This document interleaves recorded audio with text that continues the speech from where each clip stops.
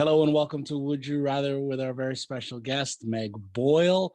Today we will be discussing two films, Mad Max Fury Road and I Am Legend. If you like our videos, please like this one and subscribe. Thank you. Meg Boyle. That's my name.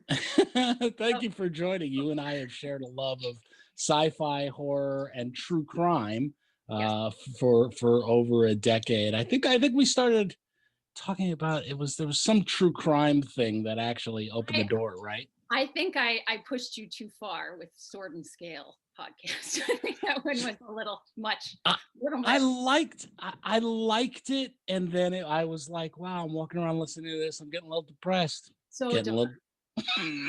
Oh, so dark. And look at you, you're loving it. Like, oh, it's dark.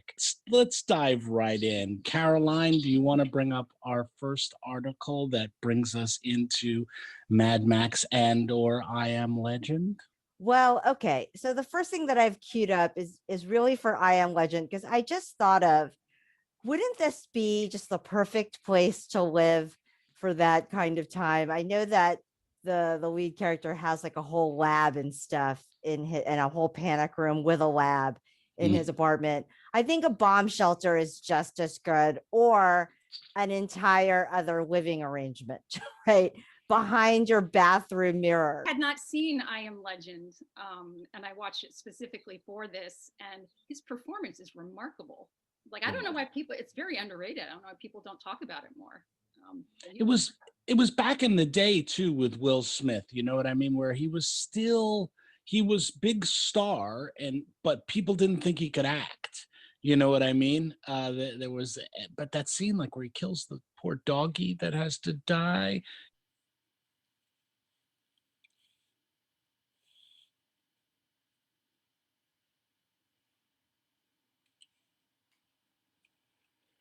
Yeah, I know. Well, I know that my college age daughter, who actually read the book, just goes out of her mind because there are certain liberties. So I think that's part of it, is that it's a pretty beloved book. And so because it's so different. Although I said to her, but it's such a good movie on its own. And she's just like, yeah, I know they changed the very ending. Yes. Because I think it was too confusing, or it was a bummer, which is that it turns out like these vampire virus people are afraid of him because he's been killing all of them. And so yeah, exactly. So it's like an anti-hero. But anyway, so that might be part of why it didn't go over so well. But yeah, I loved the movie. And of course, for today's times, it's pretty apropos. Absolutely. Yes, anything apocalyptical, I feel like, is pretty appropriate. And we're not going to broach the whole, beasts becoming, because remember, the whole idea of this is they find a vaccine, basically, of cure for cancer, right? The opening of the movie is a cure for cancer. They shoot up everybody with this, and it turns everybody into horrible vampire beasts who have to chase Will Smith down into the West Village. We're not going to go there. Vaccines are fine, ladies and gentlemen. Please get yours. All right, Meg. Anything that you want to talk about I Am Legend specifically that you, especially since you've just seen it, which I can only imagine. Well, I mean, just the way that it was shot in New York, where it's completely empty. I remember feeling a little bit that way without the trashed cars, and during the beginning of quarantine, we don't go outside, and the street was empty, and it was very eerie. So it was it was an interesting experience to watch this post pandemic, or not post pandemic, but post quarantine. Wow, that's amazing. Right. See, I live up here in upstate Manhattan, so I didn't make it down. You're right where I grew up, in the middle of Manhattan. And I only made it.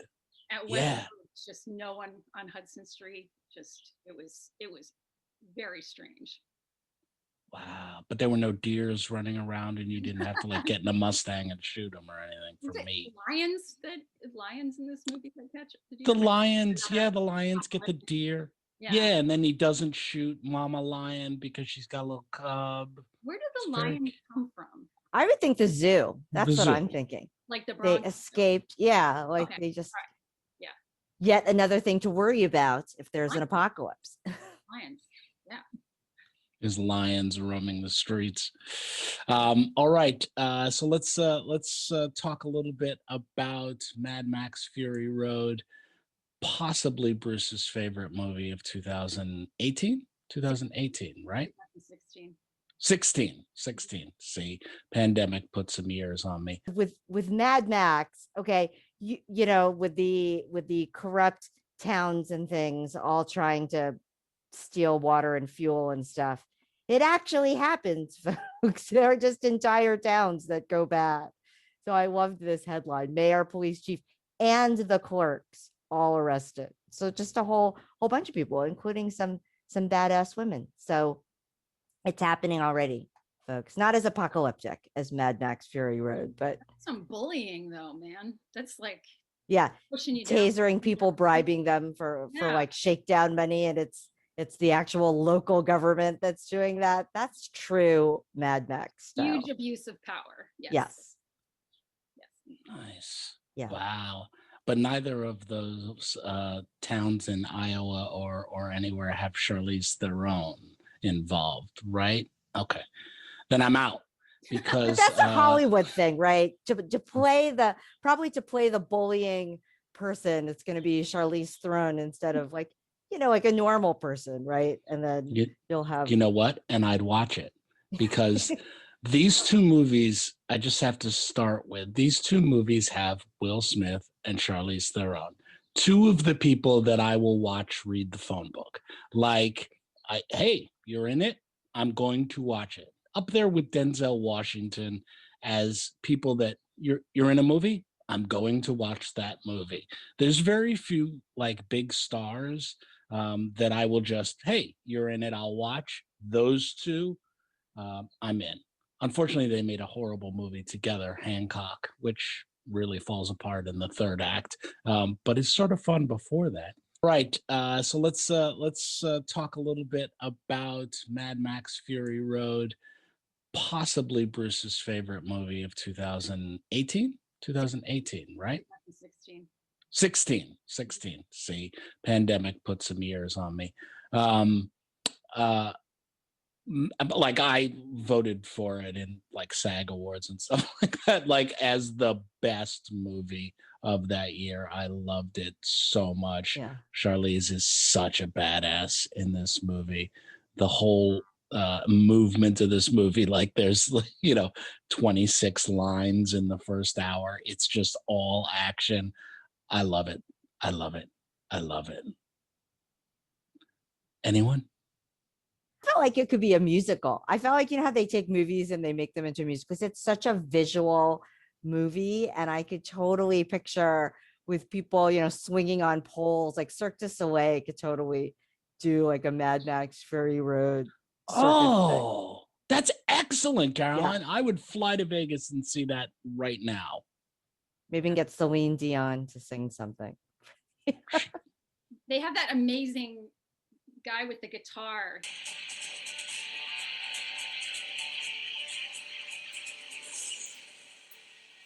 She's like, I just love that choice of the directors. Like, it's just because it's really cool. Like, it's really It's so cool. And George Miller, of course, they shot for a year, you know, like it's almost all that stuff is practical. Like, they shot for a year, just running around, jumping cars, throwing people off.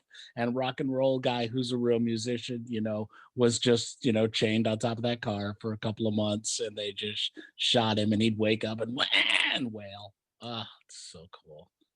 Yeah, it's like a post-apocalyptic, like in the army, that the don't, just intimidate the enemy. It's just like a really, really cool version of that. Right. This isn't your dad's bugle. Yeah, no, not your grandpa's, harpsichord. I don't think that's it. And to bring up a slightly deeper topic. A female lead, right? It's called Mad Max Fury Road, but it's really about her. It's really about Furiosa and her journey.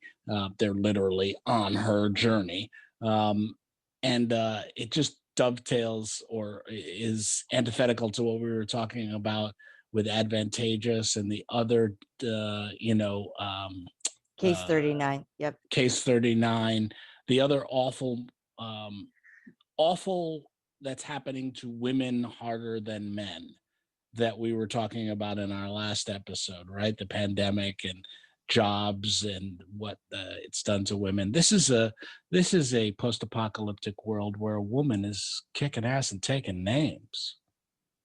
Yeah, because so many of these other women are in like these horrible situations, right? So for every, Furiosa, you have what, the half dozen like in the chastity belts and the, I mean, so it's kind of like, okay, so there's one of them.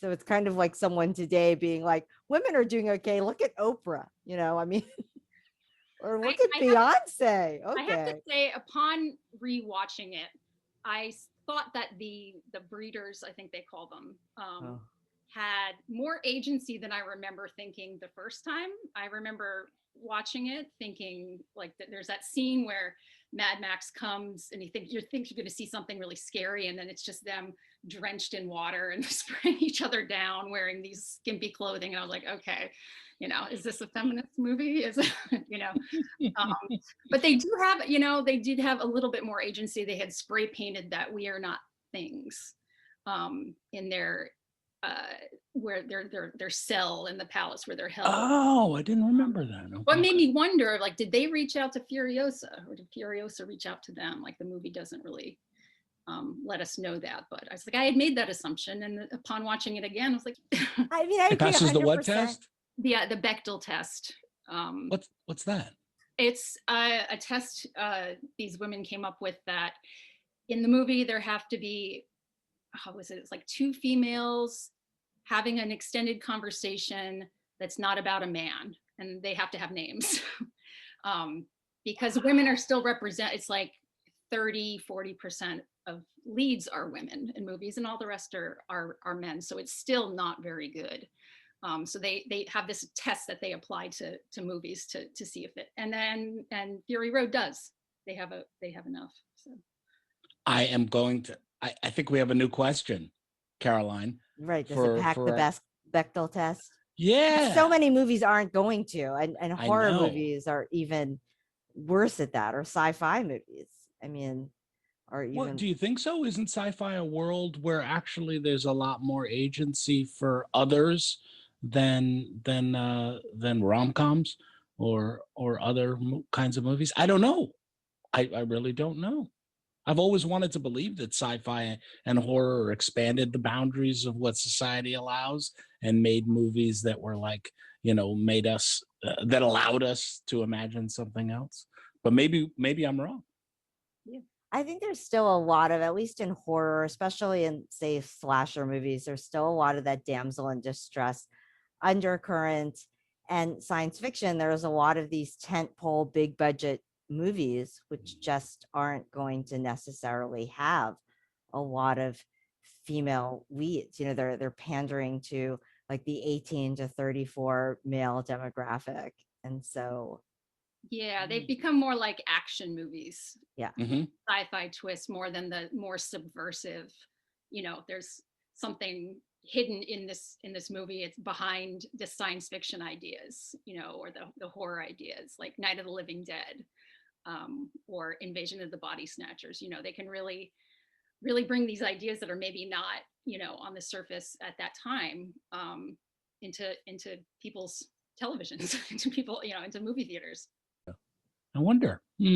Something to think about. I think we're adding the Bechdel test, Caroline. I think it's going to be a question that I might drop in every now and again.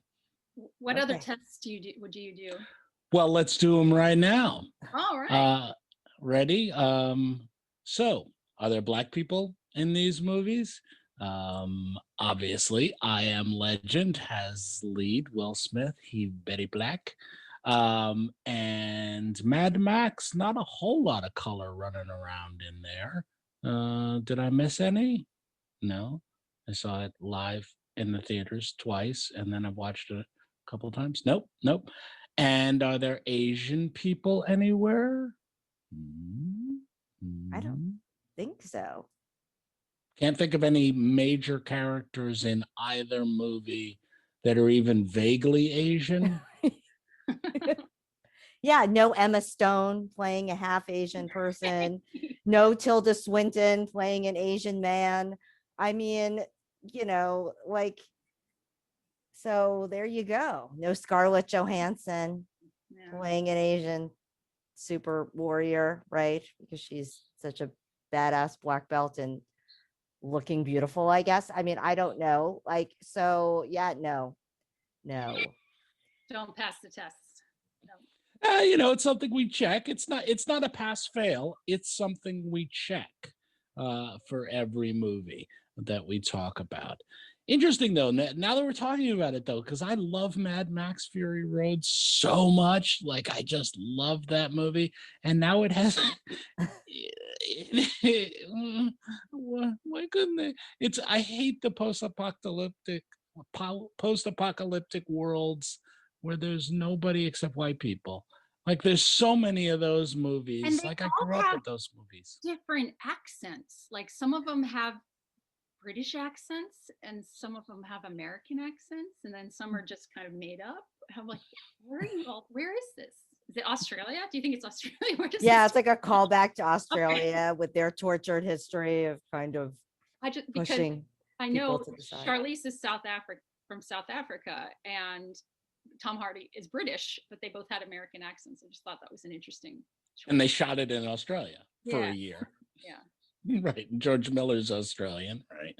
So see, so it's multi-culti in that way. It's just a white-apalooza, it's just yeah. All right. So unfortunately, there you go. What about Florida, Caroline? Seems like it's time to talk about Florida. I feel like when I was thinking about, I wanted to try to find something with a car, and I had seen this article before and I wasn't sure where to use it. And then I was like, oh, of course, when we talk about Mad Max Fury Road, because only Florida, which already has a stand your ground law, which just makes it easier for someone to kill someone else on the premise of self-defense. Now we're adding cars to that, where it's like, if you're in a car, rather than just feeling like you have to drive away, perhaps you could just run over. But the actual law says if your safety is threatened and you're fleeing from the mob, so it's like, how are you going to run over people if you're fleeing? Like, you're then backing up over. Like, it just seems they just have to use that safety is threatened to try to plant the seed of fear in everyone. I think that's just how they get anything passed around here. So make it legal to suppress protests. Yeah. But so that's Florida for you. Florida man can now use his car. Well, it's a proposed law. It's not. Yeah, it's a proposed. I don't know that it went anywhere because it was during the height of the social justice movements where Florida felt like they had to take a stand, of course, in the wrong direction. So, I mean, it's just kind of like, no one's going to get a monopoly on bad decisions. No one. Hey, we got to get on the wrong side of this. And now, of course, it's spring break, so we can start super spreader events and get into the paper for that. So it's like, no one talks Florida into a corner. It's kind of like Dirty Dancing, only without the good music and dancing. So, yeah, but with all the dirty. Yes. No one talks Baby into a corner. Yeah, it's going to be like, yeah, that's Florida. I mean, what can I say? And I love living here too. What can I say? Cool. All right. So it's time to ask the great question of the day. She's asking if you could please subscribe and like this video. Thank you. The great question of the day, and we'll start with our guest, Meg Boyle. Would you rather be in a post-apocalyptic Fury Road scenario, or would you rather be in post-apocalyptic I Am Legend area? Which would you rather? 100% I Am Legend. 100%. I would rather be totally alone talking to mannequins than running from lions. Then I mean, what are your options in the Mad Max? Like you're one of the crawling people begging for water. You're one of the breeders. You're one of the women with the breast milk. Like, or you're Furiosa, which is actually pretty awesome. But enforcing the patriarchy. So yeah, 100%. I Am Legend. I would love having the city to myself, I think. Excellent. I'm going to jump in and agree totally with Meg, except the problem is you're fighting an undying species of thingies that are out to get you every night. So the whole, every time it gets dark, it gets bad it's really rough. But yeah, alone, I'd rather go to Blockbuster every day and talk to the mannequins myself and then hunt around for some spaghetti sauce in the West Village in somebody else's house too. So yeah, okay, I'm going for that as well. Caroline? Okay, I think you guys are totally misunderstanding what's happening here. In I Am Legend, Will Smith is alone because he's like a badass, like really fit person with a PhD in molecular biology. It feels like that's a very unique set of skills. Even Liam Neeson doesn't have those skills. Okay, so I don't think that I would be the Will Smith character in I Am Legend. I think I would just be dead somewhere, either eaten by the lion or in one of those burned up cars. I feel like inferior. So I would take, frankly, Mad Max for sure, because I know that I'm just going to be in some small town that they have overlooked and haven't rampaged yet, because I'll read the news and I'll make my escape before it happens. And they're just not going to bother me. I'm 50 years old. I mean, they're not going to be interested in me for any sort of breeding, breast milk, or anything else. So I'm perfectly safe from that. And you're Asian. And I'm Asian. I'm not even in the movie. I'm probably in the last remaining Chinatown somewhere, nail salon. I don't know. Let's just throw in every other sort of stereotype you can think of. Math tutoring center, anyone? So I think I'll just be hanging out there while all the Whiteapalooza fight amongst themselves. That's fair. Hard to argue, Caroline. Very hard to argue. Yeah, no, and the skill set thing that you bring up with Will Smith, yeah, he's a colonel in the RV, he's incredibly fit, and he's an epidemiologist and, one of the smartest people on the planet. Yeah, that ain't me. That is not the resume of Bruce either. Meg, you're tough, though, and smart. Maybe it'd be you. I'm pretty good at hiding. I think I could find some pretty good bomb shelters or whatever. Yes, pull apart your bathroom mirror in New York, and there might be right in. That's a secret. So that's so weird. That's real estate that's expensive and not being used, is what I thought when I read that. As a true New Yorker, well done, Meg. Well done. Well, I think we've done it. Anything else that we should talk about that I've missed in these two movies? I feel like they both could have sequels. I mean, they're going to make a prequel for Mad Max. There's a Furiosa movie coming. That makes really sense. with Charlize? No, I think it's going to be a younger actress, unfortunately. Oh, right. So is George Miller making it? Do you know? Yeah. Wow. I'm in. I'm in too. So in. Maybe they'll have some blacks and Asians too. Maybe before everything went to crap, there were blacks and Asians, and then they all went off to a little village like where Caroline. Could be doing very well. Yes, just in their village. It's true. Nice. All right then. Well, I think we've done it. Thank you very much for being our guest on Would You Rather, Meg. It's been wonderful to see you.